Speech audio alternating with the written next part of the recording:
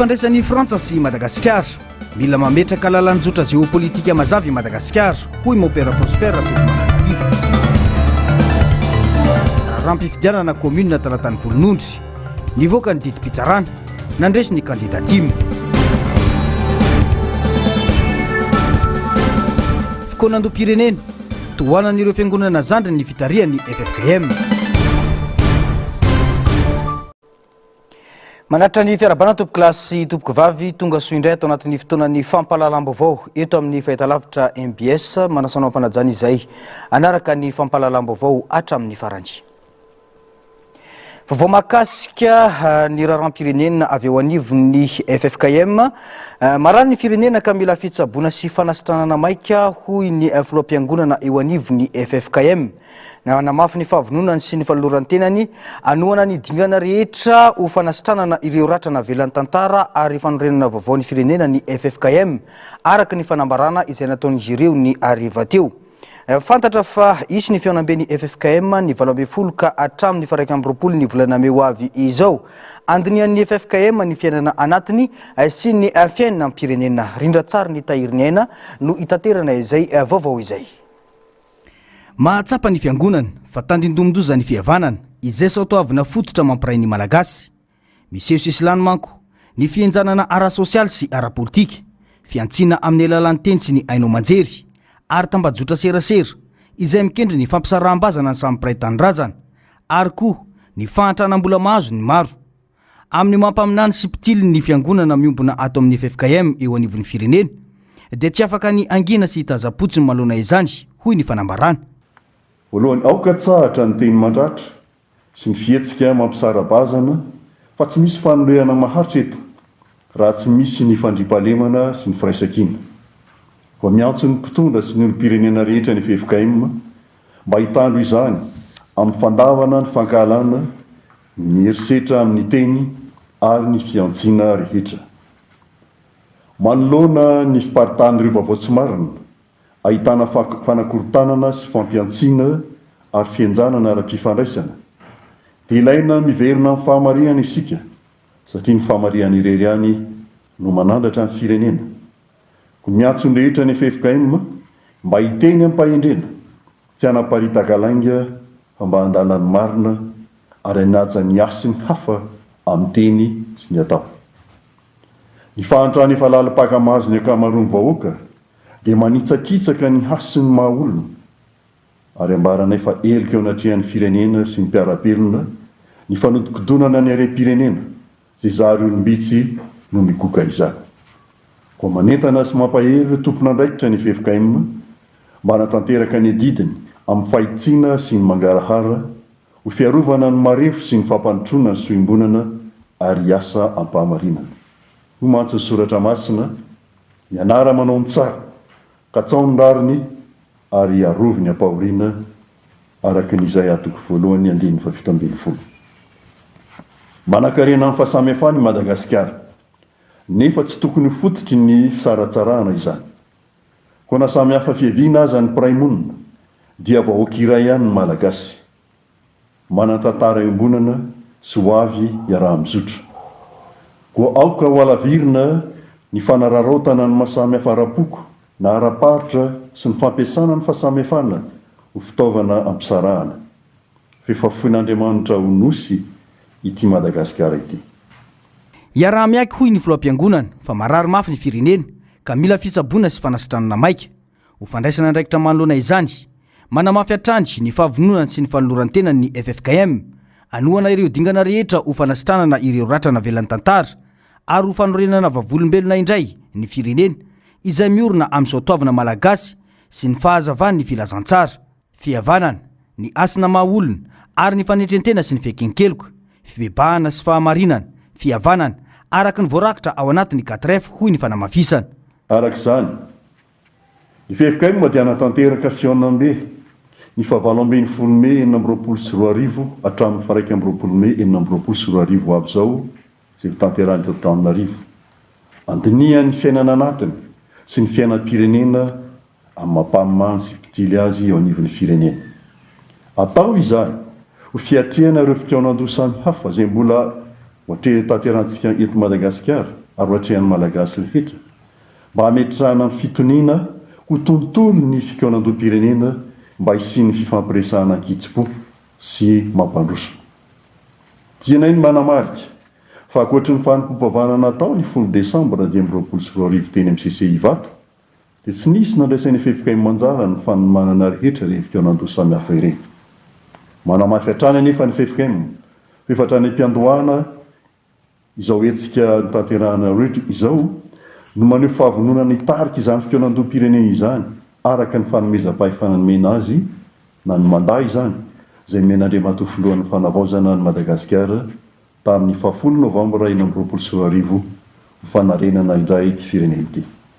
Miantso ny malagasy rehetra koa ny fiangonana, isafidy ny lalàn'ny fiadanana fa tsy ny herisetra, ny fihavanana fa tsy ny fifandrafiana, ny fahamarinana fa tsy ny lainga, ny firaisan-kina fa tsy ny fisaratsarahana ary ny rariny sy ny fitiavana ny hafa.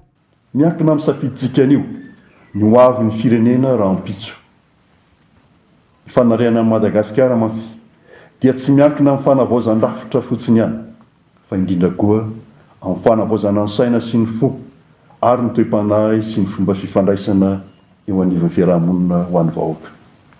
Koa manentana ny vahoaka kristianina rehetra manerana ny nosy tsy hitsahatra hivavaka ho an'ny firenena mba hanjaka eto amin'ny nositsika tokoa ny fiadanan'ny Kristy ka mba ny sain'ny Kristy no hitarika ary ny fanahy masina nanolo-tsainantsika fiangonana, ny mpitondra fanjakana ary ny vahoaka malagasy tsy vaky volo manoloana izao fanavaozam-pirenena ka tsahintsika hafantatra izao. Iverenantsika ihany rehefa avy eo ny manodidina izay resaka fikaonandoam-pirenena sy ny fiainam-pirenena izay fa lafim-baovao hafa vetivety nivoaka androany ny didim-pitsarana mahakasika ny raharam-pifidianana ben'ny tanàna atao amin'ny commune ny talata ny volonondry. Tsy nisy noraisy ny fitsarana ireo fitoriana rehetra napetraka ny candidat Irmara satria tsy nisy ny tombony. Fanomezana lanja ny feom-bahoaka ao talatany volonondry izao fanapahana ny voaka izao hoy ny solombavam-bahoaka Avitra Andriamosa. Isan'ireo niatrika ity fotoam-pitsarana ity moa ny vadiny tompokolahy Toky Rakotondrazaka ben'ny tanàna landy atao antoerana ary nisaotra ny vahoaka rehetra ao talatany volonondry ny tenany taorin'ny fivoahany izay didy izay rindratsariny tahiriny aina. Niverina niakatra tetsy amin'ny filakevi-panjakana Anosy Androany ny raharaha fitorin'ny candidat Irmara Obearson ny candidat Tim notariny tompokolahy Rakotondrazaka tokony aina mampionina ben'ny tanàna voafidim-bahoaka atao amin'ny commune Ambanivohitra talata volonondry. Raha tokony natao ny 17 ny volana febroary 2024 lasa teo ny fotoam-pitsarana. Nandritra ny famakian'ny prak-draharaha ny fitoriana sy ny fiampangana dia tsy nisy ny tombona ireo fitoriana. Na izany aza niady mafy ny mpisolo vava mba anamafisana ny didy efa navoaka ny tribunal miady amin'ny fanjakana momba ny voka-pifidianana nandresy ny candidat natolotry ny antokotiko Madagasikara tao amin'ity commune ity. Raha ny didim-pitsarana izay navoaka ny fitsarana miady amin'ny fanjakana anankitelo nangatahan'ny ankilan'ny fandravana dia mitombona ny antom-pamarana na rosontsika ho fiarovana ny voka-pifidianana ary ny ataoko hoe mafaly na ny tao amin'ny fampanoavana aza dia nitovy fijery tamintsika eo amin'ny hoe nahazo raisina aza ny fangatahana fandravana n'ireo didy anankitelo ireo dia tsy mitombona. Ny lalàna foana no ampiarina. Ahoana hoy ny lalàna rehefa tsy mifanaraka amin'ny lalàna ny fanapahan-kevitra anankiray dia azo atao ny manafona azy. Ny zavatra misy zany dia hoe tsy nisy antom-pamarana ankoatra ny lalàna velona misy no nentina na ho antsika taty amin'ny fiarovana na ho an'ny fampanoavana ny lazana fa tsy mitombona ireo didim-pitsarana ireo dia apetraka amin'ny fahendreny ny fitsarana mpamoaka didy moa zany ny raharaha. Taorin'ny fisintonan'ny fitsarana nandiniana ireo pirofo manoloana ny fitoriana dia nivoaka ny didy ara-pitsarana milaza fa rejeté na nolavy ny fitsarana ny fitoriana natao ny candidat Irmara tao amin'ny commune talatany volonondry. Mazava arak'izany fa nandresy ny candidat natolotry ny Tim tao amin'ity commune ity. Ny voalohany dia ny fanafanana ny vato atao amin'ny fokotanana Tsamaro commune talatany volonondry ary ny faharoa dia ny fanatroahana tsy ho candidat n'Andriamatoa ben'ny tanàna miala tsiny moa fa efa lasa korazana n'Andriamatoa ben'ny tanàna ka ho anay atao anatin'ny atokotiko Madagasikara sy ny vadiny sy ny fianakaviana dia maneho fakasitrahana ny didina voakan'ny conseil d'état satria zay ny nanaraka ny lalàna, zay ihany koa ny ara-dalàna raha loatra raha ohatra ka nandresy ny atokotiko Madagasikara satria efa nandresy tany amin'ny CRMV, nandresy teo anivon'ny tribunal administratif, matoa foana ny fitorinana ataon'ny mpifanandrana Irmara dia mandresy hoazy, mandresy zany ny atokotiko Madagasikara. Voalohany indrindra misaotra ny fitondram-panjakana dia misaotra ny conseil d'état koa namoaka ny didiny ary misaotra ny vahoaka ny talata ny volondra izay mifidy amin'ny vato misaotra betsaka tamin'ny sorehetrarehetra vitanareo ny fanohanana rehetrarehetra, ny fankahirezana rehetrarehetra nataonareo taminay dia na tsy mifidy amin'ny tokoa dia isaorana etoko makasitraka be dia be anareo rehetrarehetra. Andriamanitra manakare-pahasoavana ane amaly fitehanareo rehetrarehetra. Didy miisa roa no nokasain'ny kandida Irmara nofanana tamin'ity fitoriana ity. Saingy izao ny lavin'ny fitsarana izao avokoa ireo fitoriana ireo. Nakasitraka ny fitsarana, tsy nanao ambanin-javatra ny safidiny vahoaka ao amin'ny komina Talatany Volonondry, ireo nanotrona. Zany angatahana amin'ny fanjakana foibe satria fahefaniny efa misy didy raikitra nivoaka, navoakan'ny conseil d'état dia mba miangavy ny ministerany ati-tany sy ny fitsinjaram-pahefana mba ametraka ny olona atokotiko Madagasikara eo amin'ny fitantanana ny tanàna satria ny antony matoa ny maro anisa noho ny fidiny atokotiko Madagasikara dia izay zany nefa safidin'ilay vahoaka ao amin'ny komina Talatany Volonondry ka rariny loatra raha ohatra ka olona volavolain'ny atokotiko Madagasikara no hotendrena na ametrahana fitokisana hitantana ny tanàna amin'izao fotoana fambangan'ny ny toerany be ny tanàna zao. Tsara moa ny manamarika fa taorian'ny fahafatesan'ny be ny tanàna raha kotondra zaka tokony aina mampionona dia ny lefiny no misahana ny fampandehanan-draharaha eo anivon'ny komuna amin'izao fotoana izao. Izay ny tany amin'ny komuna Talatany Volonondry fa any amin'ny distriktan'ny Tsoronmandidy kosa indray dia mitaky fampianona sy fifanajana ny zavamisy ao Tsoronmandidy hoy ny ministry ny ati-tany sy ny fitsinjaram-pahefana raha tonga tany antoerana manoloana ny savorovorony seho tany amin'ity komuna ity. Disadisa izay nihitatra hatrany amin'ny fitakina fanesorana ny be ny tanàna raha ny fanazavana entiny tantely razana mahefa MBS ao Tsoronmandidy. Ny 700 ny olana dia tsy fifampiainona ka mila mifampiaina, mila mifanaja samy mandray ny andraikitra mifanandrify azy avy.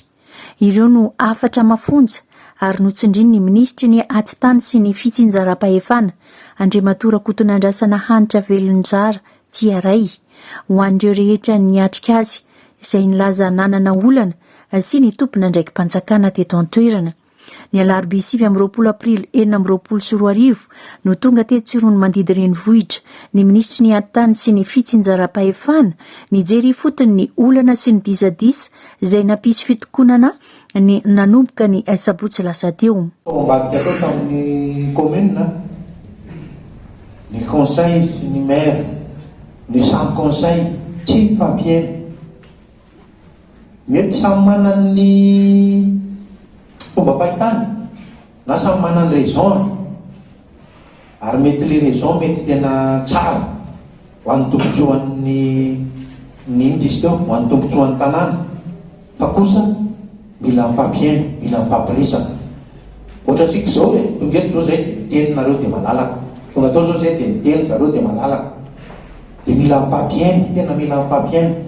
Ezaka lehibe ho ataontsika malagasy ary ataontsika hoe raha anao fanavozana tsika io aloha no tena zava-dehibe indrindra. Fifampiainona dia fifanajana. Raha tsy ivona, tsy nijanona fotsiny teo amin'ny siklopos sy ny bajaj ty olana nisy ity fa nihitatra hatramin'ny lafin-javatra samihafa. Isan'izany ny olana misy eo amin'ny mpanolotsaina sy ny be ny tanàna, ny mikasika ny Madaomby sy ny commune urbaine Tsoronmandidy, ny momba ny tany andrenana ny université annexe eto an-toerana, etsy an-daniny nandray anjara ihany koa ny mpanao politika. Tonga tamin'ny fitakina ny fialan'ny be ny tanàna renivohitra sy ny prefet izany. Ka taorian'ny fifampidiniana ny kato-baravarana nandritry ny ora maro dia nisy ny valandresaka. Nivohitra tamin'ny fanazavan'ny ministra fa miteraka asa manampy ny vahoaka ary mampidibola ny komina ny bajaja ka tapaka ny rehetra hoy izy fa ho atao saingy tsy maintsy manaraka ny lalàna misy izany. Nambarany ihany koa fa mitaky dingana samihafa araka ny lalàna ny fitakiana ny fialambe ny tanàna sy ny fametrahana BDS. Raha hita fa misy ny tsy fanarahan-dalàna voapirofo dia ento eo amin'ny lalàna izany eo ny tompona ndraikitra voakasika toy ny fitsarana, ny bianco sy ny sisa. Ny mpanao politika raha ny hevitra dia eo amin'ny fifidianana no hitondrana izany ho avy tsy ho ela mantsy ny fifidianana ho hiatran'ny ministra. Fa iverenantsika ny vaovao mahakasika ny fikonan-doham-pirenena manohana ny fitarian'ny FFKM ny fikonan-doham-pirenena ny fikambanan'ireo fiangonana zandriny eto Madagasikara raha ny fanambarana nataon'izy ireo tamin'ity androany ity. Tsy nandrenesam-peo ny fiangonana zandriny manoloana ny fikonan-doha ary tsy niady toerana mba ho isany hitarika izany saingy amafisina hoy izy ireo fa zava-dehibe ho an'ny fiangonana kristianina ny fijoroan'ireo ray aman-dreny eto amin'ny firenena ireo dia ireo filoham-piangonana 4 amin'ny rahalahy eo anivon'ny FFKM. Ny antsiprian'izay vaovao izay eo amin'ny rindran-tsariny tahiriny aina. Mipetraka atreto raha nosoton'ny fitondram-panjakana tamin'ny FFKM na tsy ny fanomezam-pahefana ny FFKM hitarika ny fikonan-doham-pirenena hoy ny fanontaniany ireo mpanaraka ny raharam-pirenena. Raha ny zava-misy manko dia nailika tsy hitarika io fikonan-doha ny FFKM satria iroso amin'ny andraiky ny fanjakana amin'ny alalan'ny ministeran'ny fanavaozana ny roapolo ho avy izao araka ny vaovao. Raha hotazon'ny fanjakana io fanapahan-keviny io dia midika mazava fa fikonan-doha andeila ino iseho eto hoy ny faneho-kevitra. Ny mena mandany FFKM rehefa avy eo misy rafitra teraka be dehibe ao anatin'ny fitondrana dia tsy hita hotsony le FFKM nefa tsy mazava koa hoe le mandava izany foana sa tsy foana. Dia ngambany io zany ve milaza eo masony zao tontolo zao sy ny fiangonana hoe voailika nareo zany fa ataonay le concertation tsy miaraka aminareo. Ny FFKM moa io efa programme efa ela ny zakabe dia ny fanjakana nametraka hoe mila irosonan-kaingana le concertation tsy misy fiangonana zany. Zay ngamba zany ny azo amin'tinana azy raha zay no dia ho raisin'ny fanjakana araka ny politikany zany hitondrany ny fanovana eto amin'ny firenena. Dia fantatsika izay le hoe fanovana mandeha ila zany. Tsy miady hitarika ny fikonan-doham-pirenena ireo fiangonana zandriny fa kosa manohana tsy mankasitraka ny fitarian'ny FFKM hoy ireo fikambanana ny fiangonana zandriny eto Madagasikara. Tokana ny tanjona iombonana dia ny andravonana ny olana nisy teto amin'ny firenena ka mba ilaminan'ny vahoaka malagasy hoy ny fanazavana. Tsara marihana zany aloha fa misy moa ny faindrena malagasy hoe mananjoky afaka olateny dia amin'ny fiangonana zokina izy ireo dia izy ireo mirepresente zany ny fiangonana kristiana fianondoham-pirenena fa saingy marihana fotsiny zany fa tamin'ilay fianondoham-pirenena fanokafany teny CCI Vato an'ny tanora dia tena nahazo fanasana mihitsy ny fiangonana zandrina. Anisan'ny nahazo tamin'izany ny fiangonana apokalipsy ary tsy za ihany fa tena nisy olo tena fiangonana zandriny rehetrarehetra nahazo zany hoe tsy adinon'ny fanjakana zany ny fiangonana zandriny fa amin'ny maray aman-dreny be ny FFKM dia izy no misolo tena ny fiangonana kristiana rehetrarehetra amin'ny fikonan-doham-pirenena. Atreto dia mbola samy miandry io izay tapaka mandritra ny zaikabe ho ataon'ny FFKM ny 20 ka hatramin'ny 1 Mey ny mpanara-baovao andrasana ny toyny. Fa vaovao mahakasika ny fifandraisan'ny Madagasikara sy Frantsa kosa indray dia tranga efa nisy teto Madagasikara tamin'ny taona 2024 no miseho eo amin'ny firenena malagasy ny firenena frantsay amin'izao hoy ny mpandinika raharam-pirenena. Mila mametraka lalan-kizorana ara-geopolitika mazavy Madagasikara hoy ny faneho-kevitra. Tokony tsy ho adinoina hoy Mompera Prosper Tovomananarivo fa iray amin'ireo firenena anatin'ny vondrona Europeana ny Frantsa ary mitazona anjara toerana goavana ao amin'ny vondrona io. Ny antsiprian'izay eo amin'ny rindran-tsariny tahiriny aina hatrany. Fantatsika ny anjara toeran'ny firenena frantsay eto Madagasikara, eo koa ny anjara toeran'ny frantsay eo anivon'ny vondrona Europeana. Tsy takona afenina fa isan'ny manampy betsaka ny Madagasikara amin'ny resaka famatsimbola ny vondrona Europeana. Olana ngezabe ny fampisehoan'ny firenentsika, famitodika amin'ny firenenkafa isika, ny fiarahana amin'ny firenena Rosiana hoy ny mpandinika fiainam-pirenena Montpera Prosper Tovomaninarivo. Reny manko tafiditra ao anatin'ilay hoe raharaha maika le urgence tokony andaminana amin'ny firenena alohan'ny andraisanao fepetra amin'izay le hoe hiaraka amin'iza na politika manahoana amin'ny fiarahana amin'iza. Amin'izao fotoan'izao zany tsika dia mbola tsy mazava amin'ny politika atao anatiny. Fandaminana amin'ny firenena mbola azo lazaina hoe mikorotana. Tsika nefa mihazakazaka eo amin'ny sehatra no s'afficher. Ny dikan'izany dia ao anaty korontana tsika mandray fanapahan-kevitra, korontana eran-tany izay mbola tsy hita mazava hoe manahoana marina amin'ny fifandanjahan-kery amin'io eran-tany io. Ny fantatra aloha dia mbola manjaka ilay korontana. Pétrole io hitantsika, ny pétrodollar ao anatin'izany, ny OPEP koa vao aingana teo no mety ho rava ny OPEP ao anatin'izany dia tsika ao anatin'izany olana be dia be mamparefo amin'ny firenena izany no tsy mazava ny zavatra ataontsika. Dia ataoko fa anana fiantraikany be dia be io amin'ny politika anatin'ny firenena atoato. Dia anjaran'ny zareo mpitondra amin'ny mahita hoe ahoana zany ny fepetra ho raisina andaminana azy satria ny manahirana amin'io moa dia ny teneniko foana hoe le main'ny afina tsangany ny manahirana. Dia tsika ao anatin'izany amin'izao fotoan'izao dia mamparefo be dia be ilay fiandrianam-pirenena, mamparefo n'ilay fitondrana ara-panjakana mihitsy ary tsy mahalala n'izay hoe inona ny zavatra maika, inona ny zavatra omena lanja kokoa ny mpanao politika fa ampifandraisiny amin'ny tanjony manokana angamba ny fanapahan-kevitra na ny ato anatiny na ny eran-tany. Raha ny fanambarana avy amin'ny fiadidinan'ny fanavaozana dia efa nisy ny fampiresahana mahakasika izao olana eo amin'ny Frantsa sy Madagasikara izao teo amin'ny filoha rotonta. Fotoana nanamafisan'ny kolonely Randrianirina sy ny filoha Macron ny finiavana anohy ny ezaka iombonana mba tsy hisy fiantraikany amin'ny fiaraha-miasa sy ny fifandraisan'ny firenena rotonta ity toy zavatra ity. Resaka diplomasia nefa izany hoy Montpera Prosper Tovomaninarivo ka mbola baraingo ny hotoyiny. Fa zay ny atao hoe diplomasia alamindamina aloha dia sarotsaromana fa ny ao anaty vilany samy mahalala ny azy dia ianao tsy afaka hanokatra ny vilaniny hafa dia mino marimarina fa mbola fa manomboka iny zavatra iny fa inona no hotoyany satria dikan'iny zany dia ny fiaraha-miasa tsy fiaraha-miasa fotsiny n'olana fa le intérêt-n'ny firenen'ireo vao kitikitika ny lazaintsika teo zany le hoe an'ny secret. Nefa ny fanampiana io mahavony embouteillage be dia be antsika io fanarinana n'Antananarivo any ny Union Européenne mamatsy vola dia izany rehetrarehetra zany no vao kitikitika ao anatin'izy io. Raha ohatra zany ny Union Européenne manapaka ny fiaraha-miasa sy ny famatsim-bola, ny Rosianina ve afaka maka ny leterany? Ny Rosianina nefa tsy dia mpagnome vola loatra. Mercenaire mety alefany, fitaovam-piadiana mety omeny dia ny fanohanana amin'ny hoe hiditra ao BRICS ve tsika sa zany rehetrarehetra zany mila dinihana ao anatin'ilay géopolitika mondiale antsika eto Madagasikara. Raha tsy aivana ny alatsinainy lasa teo no nampanatsoa ny ministry ndraraham-bahiny malagasy ny masoivo frantsay nilanzana fa personne non grata ny tompon'andraikitry ny filaminana iray miasa eo anivony masoivo frantsay eto amintsika. Efa voasambotra koa ilay teratany frantsay ambara ny mpitondra fanjakana fa nykonikonina fanakorontanana teto amin'ny firenena ary nalefa any Tsiafa omaly.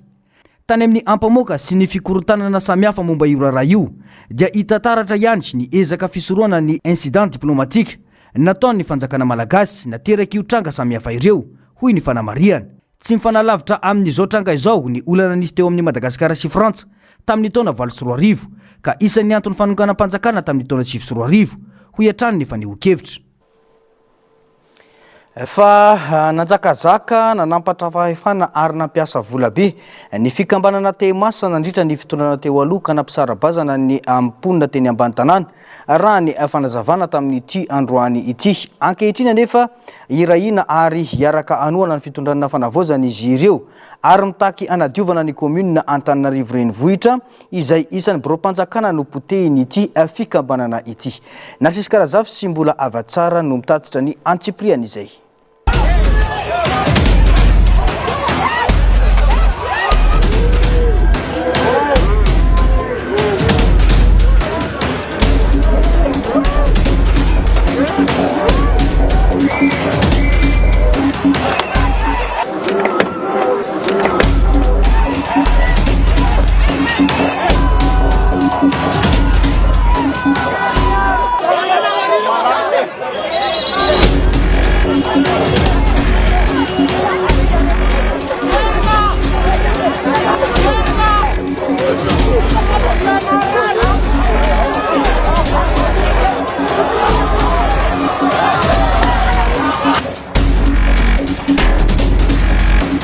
iraka avy amin'ny solombavam-bahoaka landy tamin'ny anarany irimara ny fibahanana ny fiarany filora valomanana nandritra ny hetsika fotsy teny Andavamamba tamin'ny taona 2024 raha ny fijoroana vavolombelona nataon'ny tovolahy iray androany nentin'ny tsy fisina sy ny tsy fananana asa ka notambazana asa teo anivon'ny komuna ny tenany Antony Nanekeny nanao ireny fihetsika hitantsika tamin'ny sary ireny raha ny fanazavana trany hatramin'izao anefa tsy azo ny asa androany ny fona tamin'ny vahoaka malagasy ny tenany ary ny fona tamin'ny filora valomanana manoloana ireny fihetsika ireny.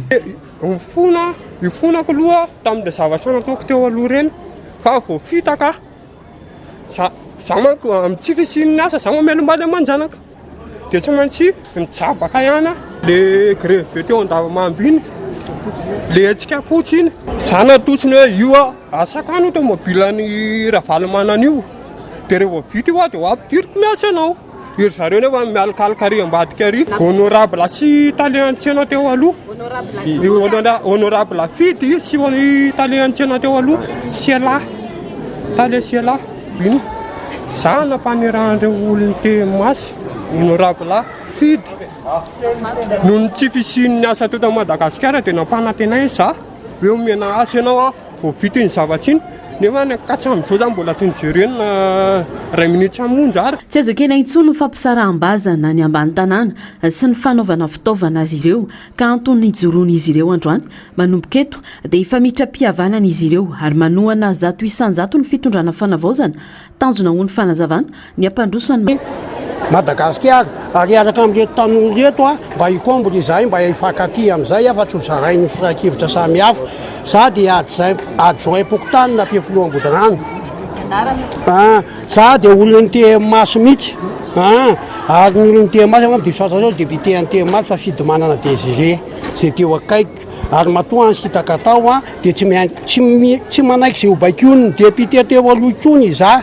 fa miaraka amin'ny PRM président fanavaozana manomboka izao.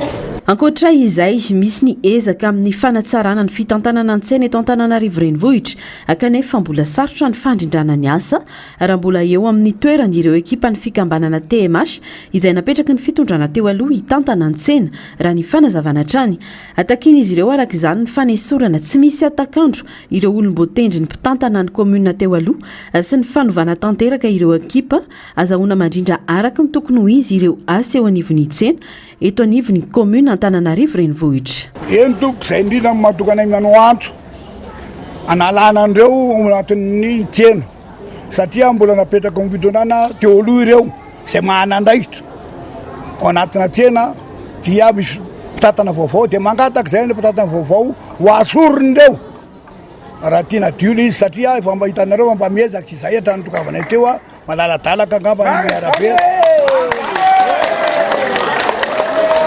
Irahina ny ambany tanàna eo anivon'ny boriboritany faefatra manomboka eto raha ny fanazavana ihany manohana ny fitondrana ary manohana ny filohan'ny délégation manokana ny tanàna n'Antananarivo ihany koa izy ireo. Fanditraka lasa vorovory teny Beoririka io tolakandro io ka raha ny vaovao samihafa voalaza fa nisy andian'olona nangorona finday sy fitaovana elektronika tamin'ireo mpivarotra amin'ny magazay maro teny an-toerana. Milaza ho mpitandron'ny filaminana sy milaza ho mpiasa mpanjakana ireo olona ireo ary voalaza fa misy mpiasan'ny Artec ireo niaraka tamin'ny mpitandron'ny filaminana nangorona entan'olona ireo. Manoloana izany dia namoaka fanambarana ny autorité de régulation des technologies et des communications na ny Artec nilaza fa tsy naniraka olona anatanteraka iraka teny Beoririka sy ny manodidina velively ny Artec ary nanamarika fa ny fihetsika rehetra ataon'ny Artec dia manaraka procédure officielle mazava. Nilaza moa ny Artec fa andray fepetra entitra amin'ireo olona manao fanararotana sy fanaovana osoka amin'ny anarany. Lafim-baovao ahafatanteraka kosa nanambara ny filohan'ny fanavaozana nandritra ny diany tany Toliara faranteo fa ampiakarina ny vatsim-pianarana ireo mpianatra eny anivon'ny Anjerimantolo. Androany namoaka fampafantarana ofisialy ny ministera ny fampianarana ambony sy ny fikaroana ara-tsiansa mahakasika io fiakarana io. Mbola tsy mazava amin'ireo mpianatra kosa nefa ny toerana andraisan'izy ireo ny vatsim-pianarana ary mbola tsy misy fampafantarana ofisialy. Narsisy Karazafy sy mbola avatsara no mitondra ny antsipriany izay. Tsy mazava amin'ireo tanora mpianatra ety anivony anjery manontolo ny fiovantoerana andraisana ny vatsy-pianarana. Mbola tsy nisy fampafantarana ofisialy mikasika izany raha ny fanazavana. Raha ny fantatra dia ireo mpianatra anao doktora ihany no maka ny vatsy-pianarana eny amin'ny tahirim-bola mpanjakana. Akany ankoatr'izay dia mijanona eny anivony anjery manontolo. Efa ofisialy kosa ny fiakaran'ny vatsy-pianarana raha ny fanazavana. Raha fahafantarako anazy aloha ilay izy efa confirme zareo hoe tena miakatra. Efa ofisialy izany ilay fiakaran'ilay izy. Zay zao raha fahafantarako anazy mbola tsy concerné amin'ilay amin'ny trésor fa ny henoko ohatra hoe ilay doctorant ihany no maky eny amin'ny trésor fa mbola tsy nitenen'ny zareo hoe aiza zay no maka na aiza fa zay tsy eny amin'ny trésor cible ety ihany nenay. Ie hitany ihany satria raha izay manokana izao dia mba moka manao impression sy ny tariny izao efa niakatra be dia nefa tsy manaraka koa ny goûter sy ny tariny dia hitany ihany. Vaovao be satria nantoerana misy ny tahirim-bola aza mbola misy amin'ireo mpianatra ny tsy mahita azy. Efa nivoaka ny fampafantarana amin'ny fifindran-toerana andraisana ny vatsy-pianarana kanefa mbola tsy voafaritra hoe mpianatra taona firy no maka izany eny amin'ny trésor raha ny fanazavana ity tovolahy iray. Dia izy aloha ohatry ny lasa vaovao be aminay aloha eny amin'ny trésor dia ilay fisy trésor mbola tsy hainay tsara hoe aiza ilay izy dia sady ohatry ny lasa miteraka fahasarenana amin'ny mpianatra satria hoe vao hitady an'ilay toerana dia andeha ho any amin'izany toerana izany fa tiako hoe mety zany zao ilay taloha ihany hoe ato anatin'ny domaine anakantsy ihany izy no raisina fa tsy mivoaka ivelany ato amin'ny domaine. Amin'ilay fampakarana ilay bourse efa azo lazaina hoe mety amin'ny mpianatra zany fiakaria satria ny frais zao efa hoe lafo ilay frais dia efa mba hitany kely zany ilay bourse miakatra hoe mba manala kely an'ilay fahasarenanay mpianatra. Izy zany miankina amin'ny fandaminan'ny zareo mitsinjara le izany no mahela sy maingana amin'ilay fizaran'ilay bourse. Ny hatramin'izay zao azo lazaina hoe vetivety ihany satria mizaraina par faculté ilay izy dia misy koa ny par grade dia azo zany hoe vetivety ihany tsy dia mandany fotoana zany mpianatra. Ny amin'izay mbola ataon'zareo amin'ilay vaovao zany tsy haina hoe ahoana zany ny fomba hikarakaran'zareo an'ilay izy. Tsy ohatra ny anty volana ity fa efa namoaka fotsiny zareo hoe eny amin'ny findra eny amin'ny trésor no maka bourse ny mpianatra rehetra. Androany namoaka fampafantarana ofisialy ny ministeran'ny fampianarana ambony sy ny fikarohana ara-tsiansa afa niakatra 20 isanjato ny vatsy-pianarana raisina isam-bolana ary niakatra 150 faingo 150 isanjato ny fampitaovana ho an'ireo mpianatra rehetra eny anivony anjery manontolo. Vao makasika ny raha diplôma osoka teo anivony APMF kosa olona 120 tamin'ireo 3 voaroiroy tamin'ny resaka diplôma osoka ity tao amin'ny agence portière maritime et fluviale na ny APMF teo anelanelany taona 2024 sy 2024 no nahiditra ponjavonjomaika eny Antanimora. Piasan'ny APMF ny folo amin'izy ireo ny roa kosa dia piasan'ny ministera ny asa ary ny ray dia tale général ny sekoly Escam teo aloha. Fanarota-pahefana fahazahoana tombony amin'izay fanarota-pahefana kolikoly ary fampiasana diplôma osoka no iampangana azy ireo. Nahazo fahafahana vonjomaika kosa ny roa tamin'ireo 3 voaroiroy niakatra fampanoavana teo anivony tendrom-pitsarana miady amin'ny kolikoly Omalmo ity raha diplôma osoka eo anivony APMF ity.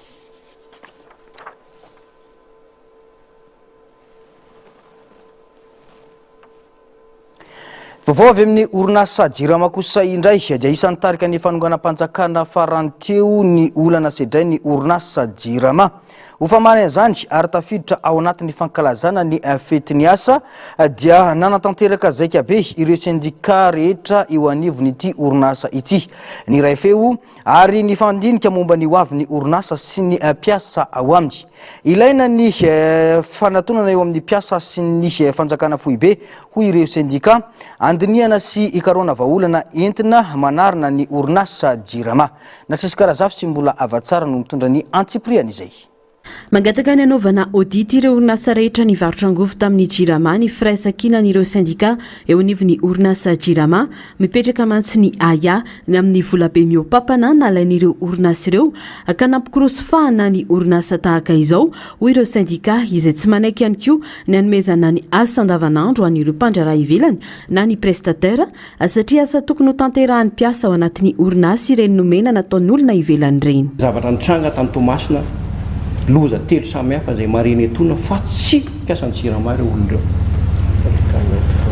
manarakarak' izany koa nisy asa ny jirama zay isorana ny fitsofonana faobe ny direction générale efa nilaza izy fa ho averina aminay ny fitantanana ny fanamboarana ny potobeton zay kasitrahana azaty zany fa akoatran'izay mbola misy asanay avoaka ny ivelany zay mahasary mpiaronay averinay etona foana fa ty orinasa jirama ty dia anisan'ny orinasa anankiray tokony avely tena indrindra mandritra zao saikabe nasional zao ny mba angatahana amin'ny fitondram-panjakana malagasy ny anatanterahana audit ho an'ireo zay orinasa rehetra zay nisehatra tamin'ny fivarotana angovo tato amin'ny jirama efa nisy lehibe ny androm-panjakana efa nisy ministera tamin'izany fotoana zany ny anokafana ny enquête parlementaire zay ho tanterahana angatahana amin'ny fitondram-panjakana mba hanokafana zany enquête parlementaire zany makasika an'ity jirama ity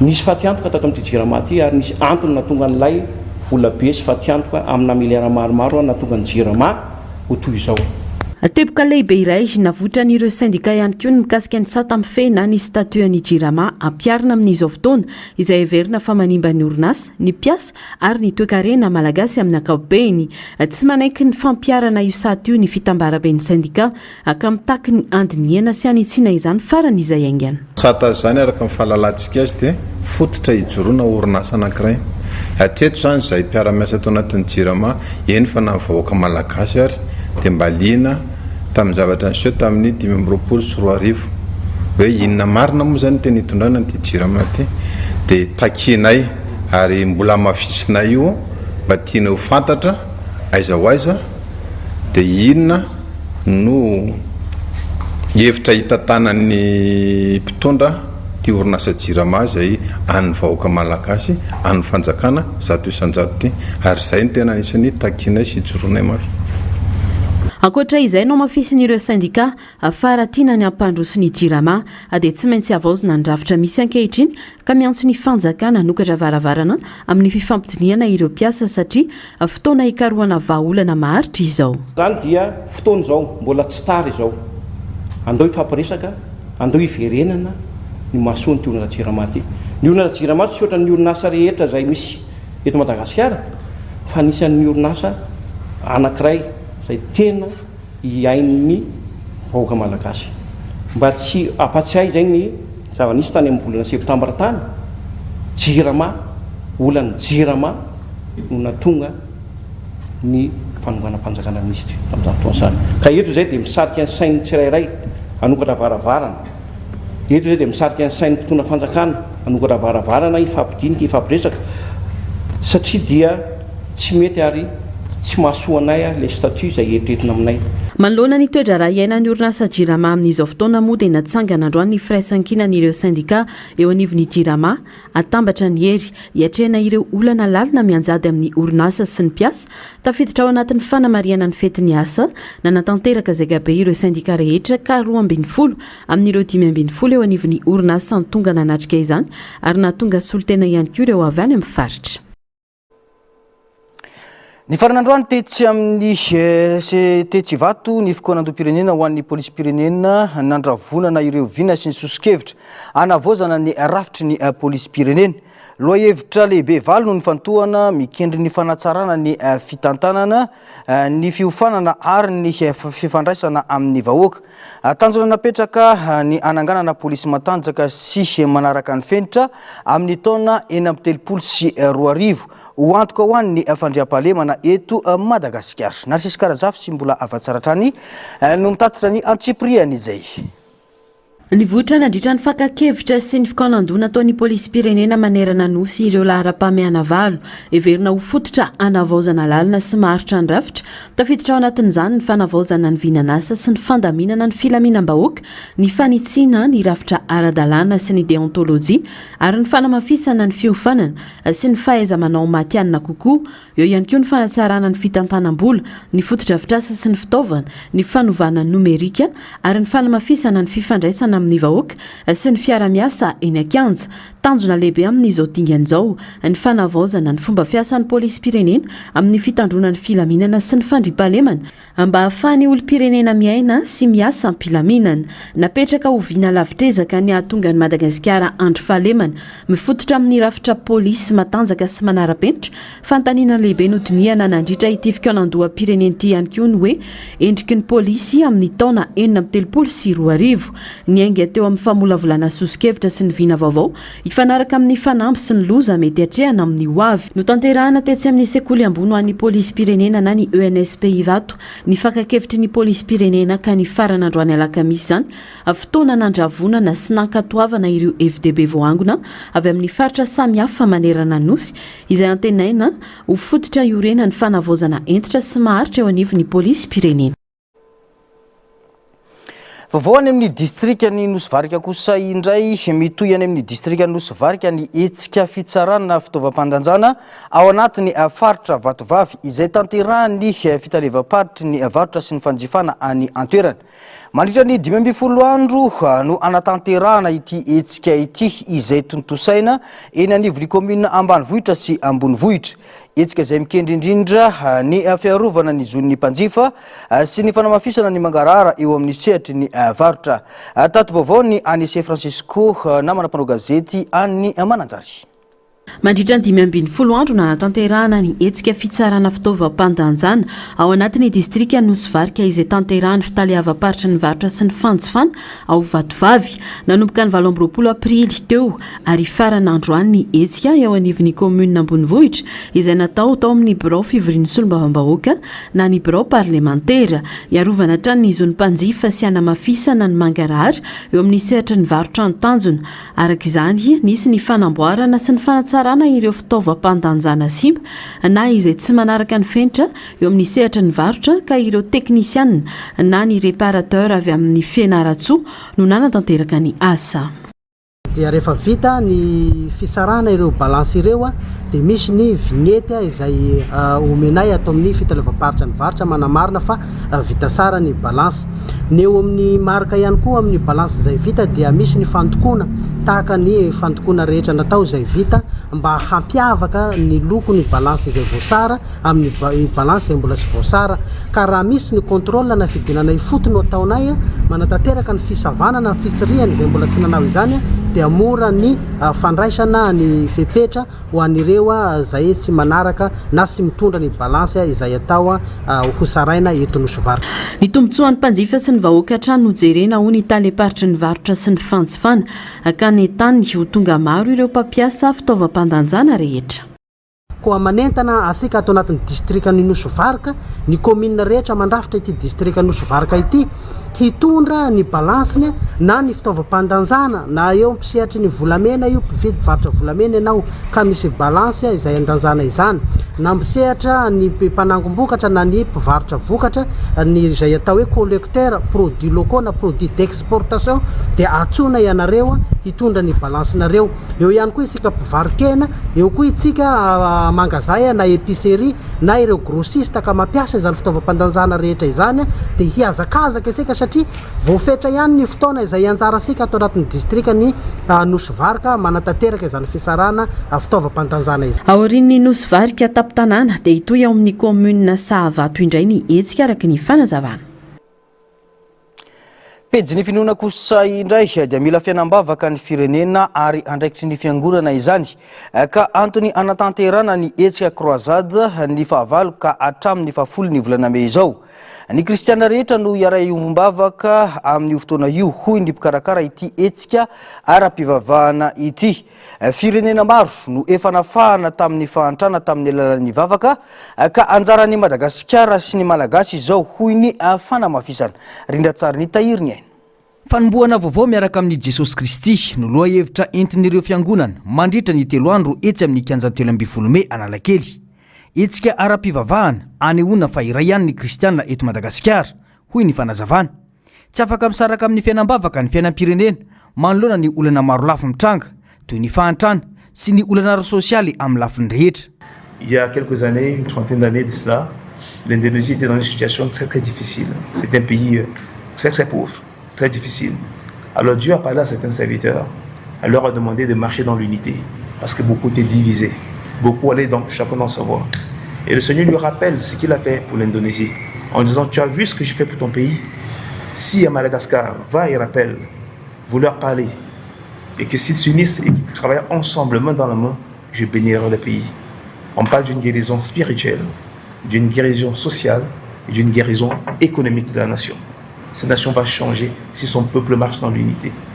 Fitorina filazantsara no atao ary fanamafisana ny ara-pinoana isanandro isanandro ity etsika eo ankalamanjana ity izay ivondrona ny fiangonana miisa 200 raha ny fanazavana. Ary hoe tsy hoavoavo fotsiny, tsy hijery spectacle, tsy hoe sanatria hideradera ihany koa zay miseho eo fa tena hitory an' Jesosy mitambatra miray ozy ny teny malagasy hoe zay mitambatra ray ary zay misaraka zay mitambatra vato ary zay misaraka fasika. Noho izany dia ampifaliana tanteraka no irahantsika mideran' Jesosy, hitory an' Jesosy ilay famonjena ary tokana izy io eto ambonin'ity tany ity raha ny tena marina. Tsy nisy Andriamanitra nampandresy ny firenena zanak'Israely hatramin'izay afa-tsy izy Jehovah Andriamanitra ary Jesosy io nandresy ny fahafatesana. Favaka ho an'ny firenena fiderana an'Andriamanitra ho mariky ny fiombonan-peo amin'Andriamanitra ho an'ny fiainan'ny vahoaka malagasy hoy ny fanamafisana. Manana ho avy tsara mihoatra noho izao zava-misy izao Andriamanitra ho an'ny malagasy sy Madagasikara hoy ny fanamafisana. Andao isika fa mbola manana ho avy an'i Madagasikara Andriamanitra ary andao isika hiaraka ho an'i Jesosy Kristy satria ny tanjona voalohany indrindra dia hoe fitoriana ny filazantsara ary aorianan'izay zay fiombonatsika rehetrarehetra ao anatin'ity hoe fanomboana vaovao ho an'i Jesosy Kristy ity. Araka ny hitantsika any amin'ny petadindrina eny moa dia misy ireo ataontsika hoe tête d'affiche nga fa akoatrako tête d'affiche pasteur Jocelyn Ranjakson, Pepe Shaina, Joyka Revival, Roujniavo, Joseph Tafa ary zareo George Ben tête d'affiche fa ao ireo chorale maro be zay ho avy, ao ireo avy amin'ny fiangonana maro be zay ho avy, anasana ny rehetra tsy akanavaka fa sady fitoriana ny filazantsara no ihany koa vavaka ary hiaraka hideran'Andriamanitra tsika mianakavy tompo. Etsy ankilany nanamafy ireo mpikarakara ity etsika ity fa daty tapaka efa ela izao tanterahana izao fa tsy misy ifandraisany amin'ny dian'ny filohan'ny fikambanana franc-maçon eto Madagasikara. Ity zavatsy ty fa ela no man'ny tompona andraikitra dia ny calendrier zany mety hoe somary mifanakaikikaiky fa ny be atompo zany ny tompona andraikitra nanao azy ity dia le tenin'Andriamanitra sambatra ny firenena zay manana an Jehovah ho Andriamanina. Eo koa ny mission napetraka Andriamanitra amin'ny mpanompon'Andriamanitra tsiraray avy dia tonga ny fotoana zany anatanterahana an'ity hoe nouveau départ na fanombohana vaovao miaraka amin'ny Jesosy ity dia ohatry hoe toa mifanakaiky le daty fa tena tsisy fifandraisana ny kely fa samy manana ny mission dia ny mission ny kristianina na ny mpanompon'Andriamanitra zany dia nitory an'i Kristy hitaony ny olona bebaka ary andeha anompo an'Andriamanitra miaraka amin'ny firaisakiny zay ny tena tanjona fa tsy misy fifandraisany velively amin'izay resaka fitoravana zareo tompon'rehetra franc-maçon teto Madagasikara voatsily. Anasana ireo mpino kristianina rehetra ireo mpitondra fiangonana ao anatin'ny FFKM ity fanompo-pivavahana lehibe ity raha ny fanazavana. Fa miaratsy ny fifandraisana eo amin'ny Ukraine sy Israely taorian'ny disadisa momba ilay sambo nitondra ireo céréales lazainy Kiev fa avy any amin'ny refaritra nobodoin'ny Rosia. Nangatahany Ukraine manko ny samboran'ny Israely ity sambo ity andalam-pandiniana fangatahana hoy Israely ka dia niteraka disadisa eo amin'ny rotonta izany ny antsipriany izay. Niteraka disadisa eo amin'ny Ukraine sy Israely ny tsy nanekeny Israely sambotra ny sambo iray nitondra ny varim-bazaha 9 taonina sy vokatra ara-pambolena 5 céréales taonina avy any amin'ireo faritra Ukrainiana nopidony Rosia rehefa nandamoka ny fangatahany Kiev tamin'ny alalan'ny diplomasia dia nanao fanambarana-pahabe maso tamin'ny alalan'ny tambazotra ny lehiben'ny diplomasia ukrainiana no kian'ny ministry ny raharaham-bahiny israeliana moa ny fomba fifandraisana nataony ukrainiana nantsony hoe diplomasia sur Twitter nilaza i Gideon Sahar fa eo ampandiniana ny fangatahany Ukraina i Israely amin'izao fotoan'izao no tsy ahiviny Kiev fa efa nisy ny tranga toy izao teo aloha sambo lehibe iray nitondra entana mitovy amin'ireo entana ireo ary dia navelan'ny Israely hiditra tao amin'ny seranantsambony Haifa raha nanao tombana ry zareo Ukrainiana dia nahatratratra amin'ny 5.10 tapitrisa taona ireo sereala nopidon'ny Rosia hatramin'izay nanomboan'ny ady nanomboka tamin'ny taona 2024 no nakaty. Ny fomban-drazana Autoraja Indonezia sy ilay tanàna iray any anaty lavabato any Australia ireo indray no afakely hoentina aminao amin'ity androany ity. Fomban-drazana iray any Toraja Indonesia ny Manene afakely ity fombafomba izay maka indray ny vatana mangatsiakan'ireo havana nodimandry diovina ireo faty ary asiana akanjo vaovao ary aseho amin'ireo fianakaviana velonaina ho fanomezam-boninahitra sy ho fankasitrahana ireo razamben'ny fianakaviana no antony ity fomba afakely ity izay maneho ihany koa fa tsy mety lefy ny fitiavan'ireo fianakaviana ireo havana nodimandry akana maty aza ny nofo dia velona trano ny fifandraisana sy ny fifanajana. Ankoatra izay dia tanàna iray anaty lavabato any atsimon'ny Australia ny Coober Pedy mamay ity tanàna ity satria mihoatra ny 5.7 degré Celsius ny maripana ao aminy no izy ao anaty lavabato. Maro ireo olona monina ao amin'ity tanàna kely ity izay ahitana trano fonenana, hotely, trano fisakafoana, trano fivarotana, ireo kojakoja ilaina amin'ny andavanandro, trano fiangonana, trano fijerena sary mihetsika ary indrindra misy toeram-piasana. Tapitra ny fampalalam-baovao tsika tompoko lahy sy tompoko vavy mankasitraka anao nanaraka izany hatramin'ny farany sorana hatrany ny teknisianina sy ny namana mpanao gazety nahafahana nanatontosa izao fampalalam-baovao izao. Mametraka ny soavatsara veloma tompoko.